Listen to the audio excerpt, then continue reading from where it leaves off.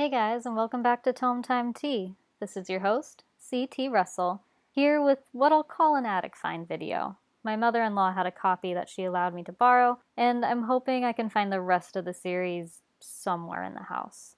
I'll get back to you guys on if I find the rest or not. This will be a spoiler-free review of A Wrinkle in Time. The novel centers around a young girl, Meg Murray. She's been having some trouble at school because people have been picking on her, and her younger brother, Charles Wallace. Not to mention, her father disappeared a year ago. She is determined to help her father in any way possible.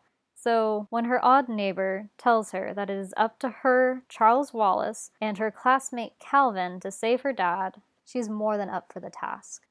The characters were fun, although I did find myself confusing Mrs. Whatsit, Mrs. Who, and Mrs. Which. Don't get me wrong, their names are fun, but when the names are that similar, it's difficult for my brain to distinguish between them. It was nice reading about a main character whose main skill is math, especially a female character. So often the main character in novels lean more towards English than any other subject. I'm assuming that's because writers often write what they know and readers tend to relate more to that. But it's still nice to read about someone with different skills than my own, because I cannot do math. The author does a great job with the world building. The characters go through several worlds in their journey, and each has its own unique feel. The book was a little refreshing when it came to its take on the battle of good and evil. I understand in real life it's not always black and white, but in the book it's pretty clear what's good and what's bad. The children seem to feel it innately. Who is to be trusted and who is evil? It's in this way that I think it shows how long ago the book was written. Also in the references to religion that are just kind of casually thrown in. These days many novels choose to have a less clear line between good and evil, and most don't touch religion with a 10-foot pole. An overarching theme of the book is to not judge a book by its cover. Often things seem one way at first, and then under closer inspection turns out to be the opposite.